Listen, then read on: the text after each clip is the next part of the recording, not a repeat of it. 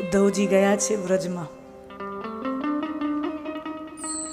મીઠપ વાળા માનવી જેદી જગ છોડીને જાશે, તેદી એની કાણ કાગા ઘરે ઘરે મંડાશે. ભગવાન ગયા, પોતાનું શરીર ત્યાગી અને વૈકુંઠ સિધાવ્યા. આખું અસ્તિત્વ ચોધારાસુએ રડ્યું છે.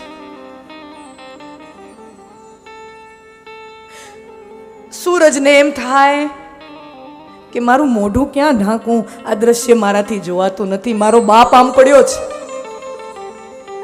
સૂર્યનારાયણને એમ થાય મારું મોઢું કેમ ઢાંકું, આ વાદળાય આજે નથી, મારું મોઢું કોણ ઢાંકશે, આ દ્રશ્ય મારાથી જોવાતું નથી. આખું અસ્તિત્વ રડ્યું છે. અને જ્યારે પરમ તેજ આવા મીઠપ વાળા માનવી જાય ને, ત્યારે આખું અસ્તિત્વ રડતું હોય. મીઠપ વાળા માનવી જેદી જગ છોડીને જાશે, તેદી એની કાણ કાગા ઘરે ઘરે મંડાશે. એની કાણ ઘરે ઘરે મંડાય, એનો શોક પ્રકૃતિનો એક એક તત્વ પાળે.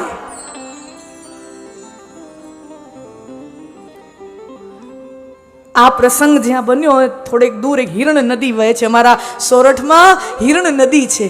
નાનકડી નદી છે, બહુ વિશાળ નદી નથી, નાનકડી એવી નદી છે હિરણ નદી. અને સમાચાર મળ્યા, અમારો બાપ ગયો, અમારો નાથ ગયો. હિરણથી સહન નથી થતું. આ સમાચાર કેમ જીરવું, આ સમાચાર કેમ જીરવું, અને આ સમાચાર બધે કેમ પહોંચાડું. હું તો આવડીક નદી છું, મારું ગજું શું, હું ભલે ને અટલીક હોઉં પણ મોટું ઘર ક્યાં દૂર છે.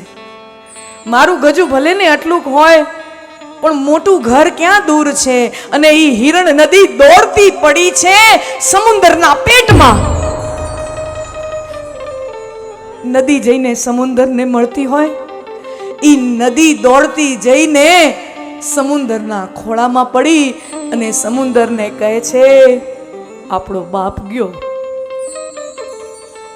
હમારા કૃષ્ણ નહીં રહા, આપણો નાથ ગયો. અને સમુદ્રે જ્યાં સાંભળ્યું આપણો નાથ ગયો, આ ભાવ સમર્થ કવિ રવિન્દ્રનાથ ટાગોરે આપેલો છે પોતાની કવિતામાં.